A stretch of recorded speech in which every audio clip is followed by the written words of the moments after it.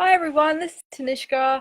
Um, I am very excited to announce that we have just launched the registrations for the Rites of Passage online training course. This is the level 2 training for the red tent. Now you'll know that I'm a huge, just so passionate about the red tent, and I keep getting more reasons into why. Yeah, I was invited to a dinner last weekend, and hi Rel, and yeah, the host was absolutely lovely, but what struck me afterwards when I was reflecting upon this dinner party was that the conversation went from gossiping and bitching about one woman after another, and I haven't been in that, I don't know for how long, and it was so foreign. I didn't even,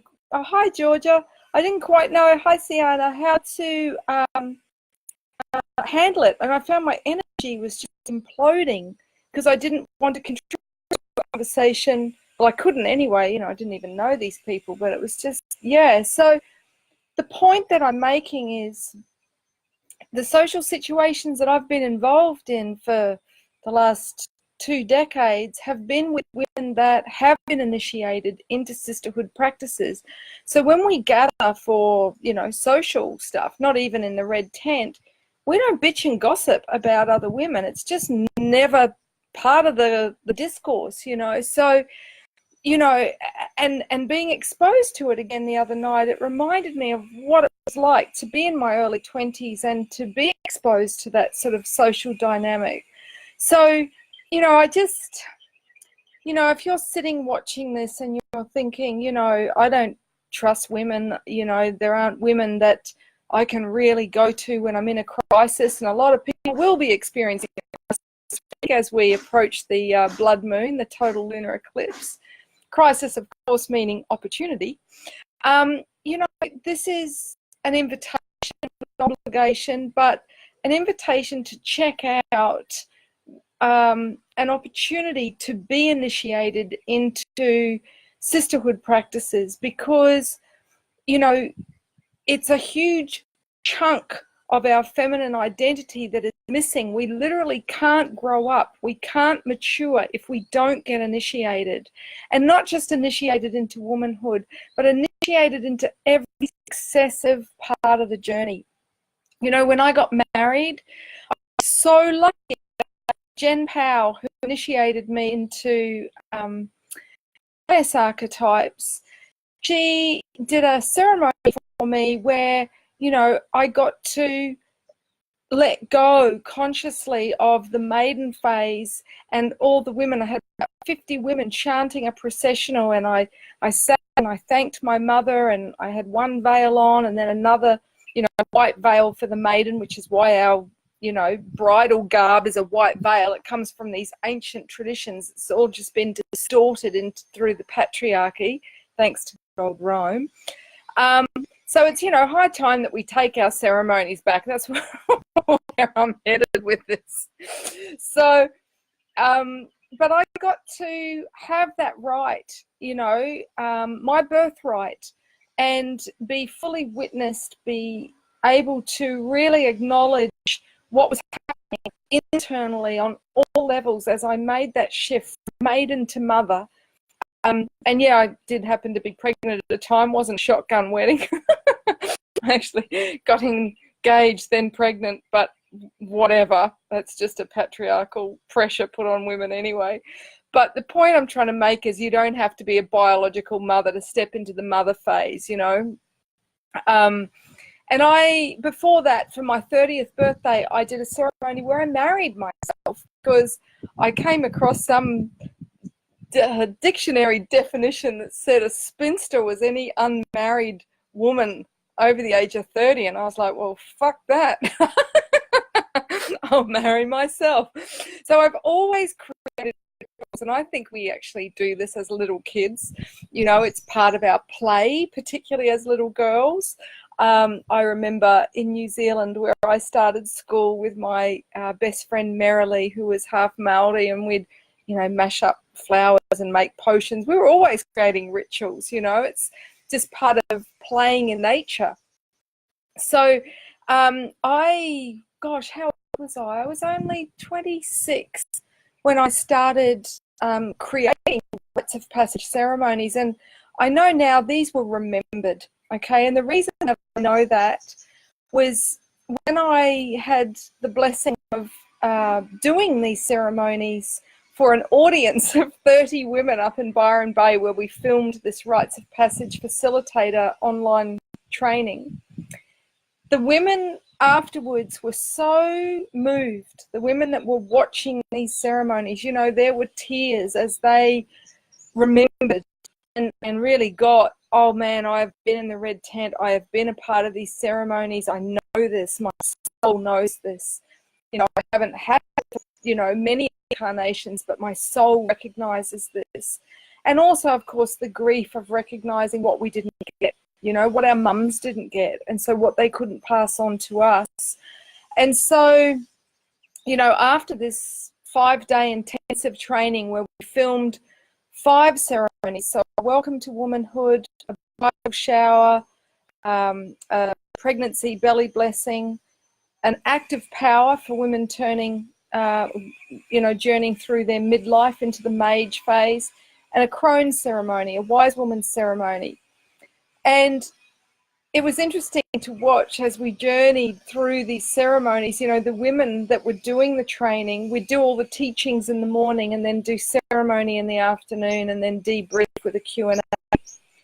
And watching the shifts that they were going through these ceremonies, it's like they were getting to reclaim what they had missed, like a catch-up. That's, I think one of the big things, we can get caught up in, oh God, what I didn't get, but it's never too late. Yeah, I in this Rites of Passage training that I've put together, there is also a ceremony for women that never received a welcome to womanhood. I've called it a Moon Time Awakening ceremony.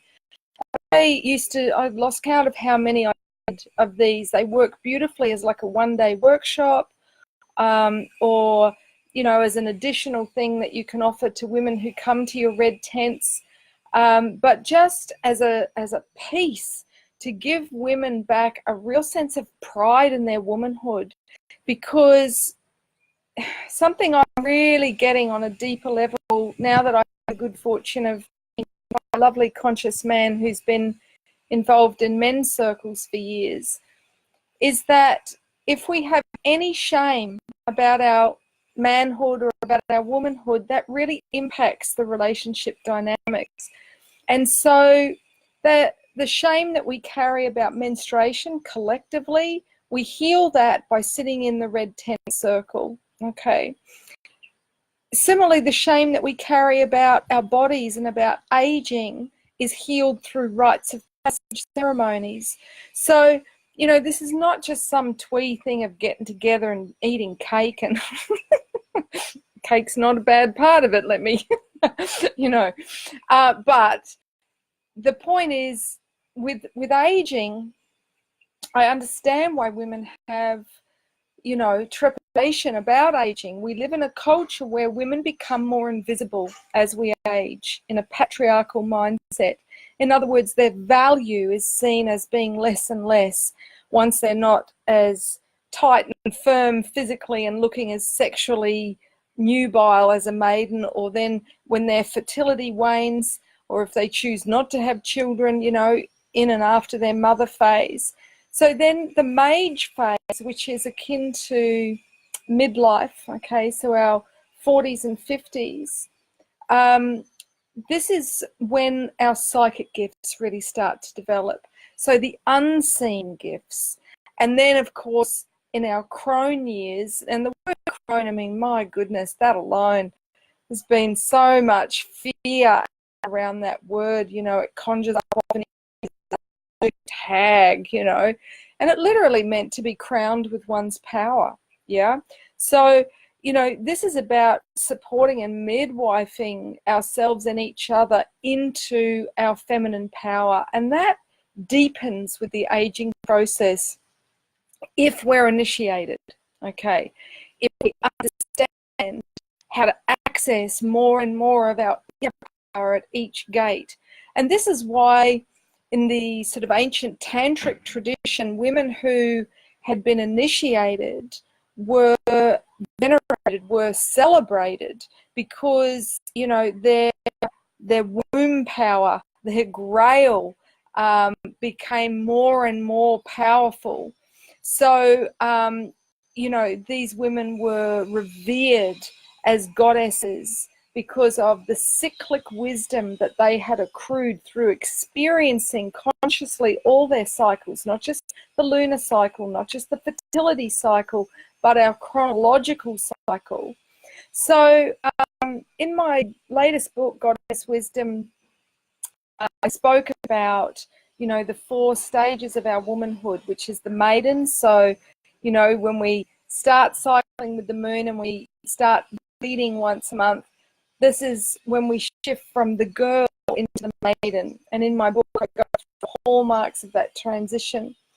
And then the next phase is the mother phase. Again, regardless of whether you have physical children or not, that is not the issue. In the ancient world, you know, every woman over the age of 30 was referred to as mother, because it understood everybody mothered the children of that tribe.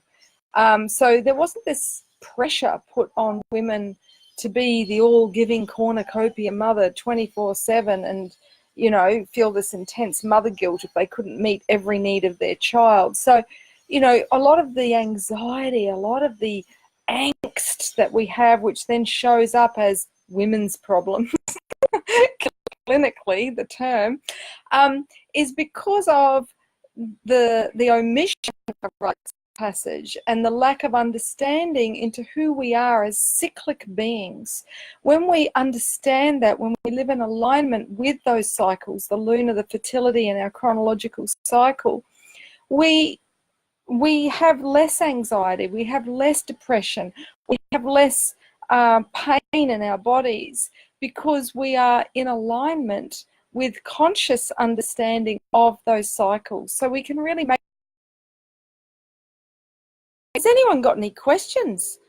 Yeah, Danielle says it's so draining when people do that. That was when I was talking about the dinner party I was at, where the women were bitching about other women, and it was just, it was draining. My energy field just shrunk.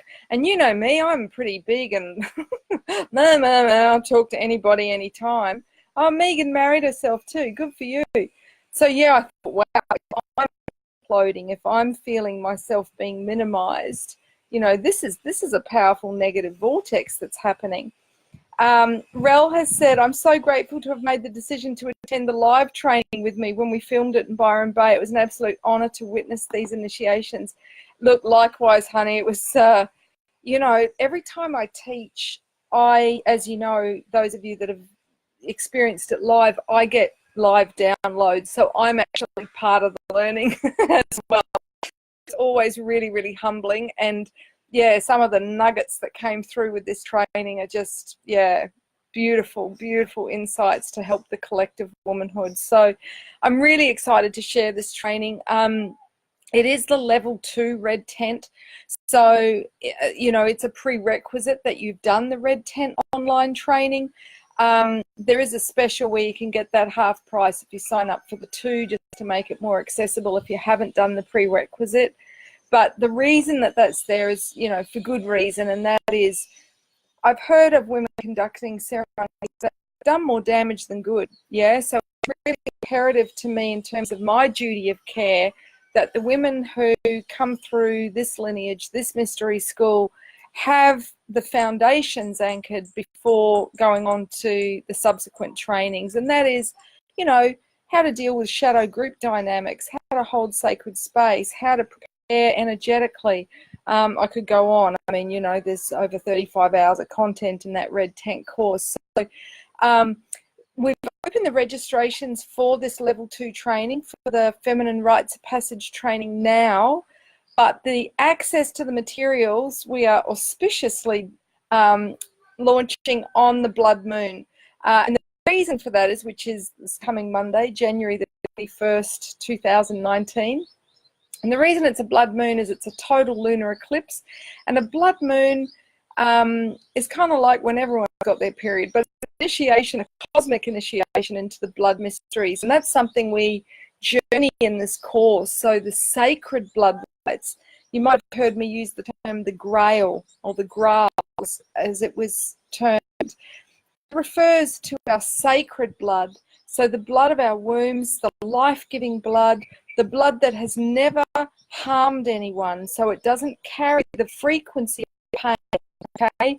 It carries the frequency of life. And, you know, we can see now with all the stem cell research, and there's even a blood bank, I believe it's in France, that is, you know, women can store their menstrual blood there because it is so full of life force. It was used in ancient times and it will be used increasingly so again. There's even scientists, can you believe it, that are, you know, feeding on that Grail blood and are literally going from grey hair back to black, you know. So it's like this life-giving elixir that was understood by the ancients, but the patriarchy distorted it to the point where, you know, it's become so taboo. People see our sacred blood as, you know, this toxic substance that even has the nuclear waste sign on it, on those little, you know, trucks with the bins that come and get it out of public toilet cubicles. So, you know, in this training, I go through blood rites. Now, that sounds a bit spooky probably, but what I mean by that is our bodies initiate us through our rites of passage, through our aging process. So rather than fearing our bodies, we can understand the power in our bodies if we understand the lessons of these blood rites and what happens within our bodies. I'm absolutely thrilled to share in this training. We've got my dear friend Kerry Alexander, who is a Sydney-based naturopath in Australia who specialises in women's hormonal and cyclic well-being and health. And in addition to her, you know, practitioner experience for over 15 years, she's also done a lot of training with Min Meyer, who's an Indigenous Australian Aboriginal woman who teaches Rites of Passage and herbal law. And in addition to that, she's done my red tent training and facilitated red tent. So she's a special guest facilitator that in this training, you know, shows you which herbs are really, really helpful for every transition and every stage of our feminine journey. The other thing that I'm excited to share in this Rites of Passage training is how astrologically the planets initiate us through our different life transitions. So it's literally heaven and earth. So our bodies are initiating us with the wisdom of our wombs, and then we've got the planets. So when we understand how the cycles of the planets and how that interacts with our natal chart being where the planets were when we were born, this explains why it is, you know, we don't actually feel like a big party. In fact, the opposite, okay, because we're going through certain transits that really put us deep and really take us into our vulnerability. So the last thing we want is a bloody surprise party, you know, that well-meaning friends and loved ones organise for us. So, and in addition, these ceremonies that are in the course. So, I mean, it's great if you want to just do it for yourself, for your own, you know, empowerment and healing, to understand how to embrace each subsequent life phase. But if you're a counsellor, if you're a group facilitator, if you run women's events, if you're a celebrant, I invite you to check it out, because the ceremonies that is included. This is why it took so many years to create this course, because I was like, oh my God, you can't just talk someone through a ceremony. They have to see it with their own eyes. And I was like, that is such a huge undertaking to, you know, orchestrate these ceremonies. But that is what we pulled off. So, you know, we invited women to have a real ceremony, and we filmed it and edited it that you can actually see me facilitating these ceremonies, as well as you get the template for each one. And there's variations for each one. Like, for instance, with the Welcome to Womanhood, I share, there's an example of one running order you can do if you're initiating one young girl into her womanhood, or if you would prefer to do a group of girls. And I explain that's what I did with my daughter. It's less sort of deer in headlights if they're doing it with their friends. And also I give an example, another template, a running order of how you could do this as a retreat. And as I said earlier, another template example of the Welcome to Womanhood that's provided in the course is a Moontime Awakening. So how to give a retrospective Welcome to Womanhood for women of all ages that never got it. And the oldest woman I've ever gifted that to was a woman in her 80s, and it completely changed her relationship with herself. So, you know, it really is never too late. So, and I really, how important it is, if you're a mum, if you're listening to this and you're thinking, oh yeah, I want to make sure that my daughter gets a Welcome to Womanhood, first of all, get yourself one. Because, you know, I have learnt through the years that if the mums haven't done a retrospective Welcome to Womanhood, they can almost go overboard in trying to give it to their daughter, because they're really trying to give it to their own inner maiden. And in doing that can do more harm than good. And the other experience I've had is, you know, I remember one ceremony I did years ago for a young girl, and her godmother, her aunts, her grandmother were all crying, not just at the beauty of the ceremony, but at the realization of what they'd missed out on when they were her age. And so we want to clear that. So it's important for women to take responsibility for their own healing and empowerment by having these rites before they're then part of those for the next generation, so that they're clear and they can be 100% for their daughter, for their niece, for their granddaughter, for their goddaughter, rather than, you know, get triggered into their own trauma.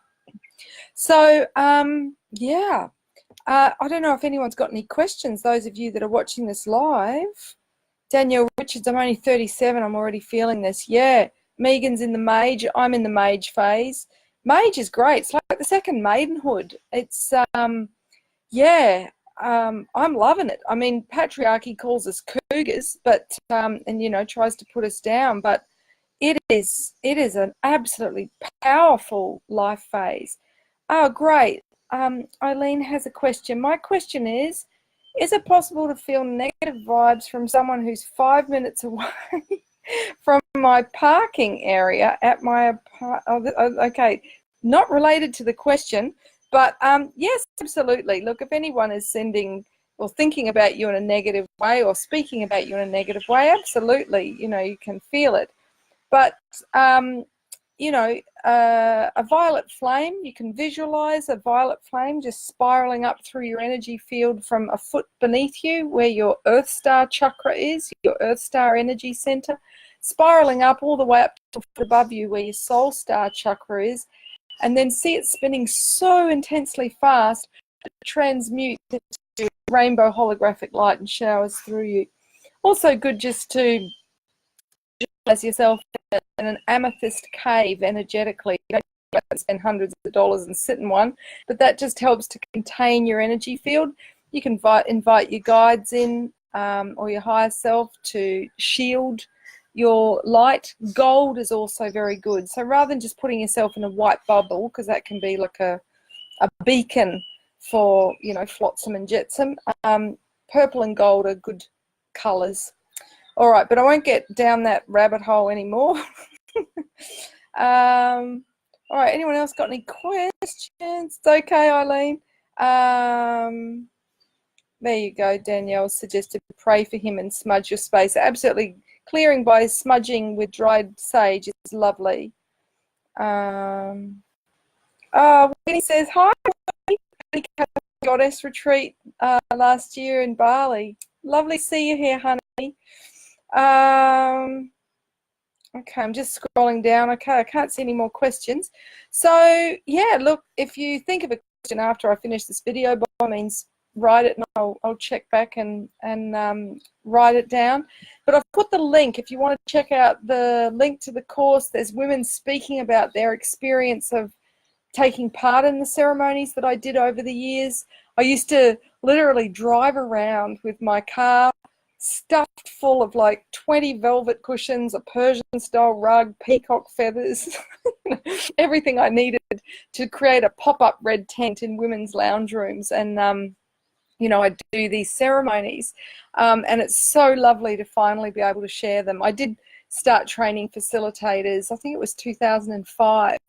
But in doing that live, you know, I could only facilitate, you know, initiate a few women at a time. So now it's accessible for women around the world because we need to reclaim these. You know, Red Tent is like the first wave, okay? Getting women gathering at the dark moon during a time when we're at our most vulnerable.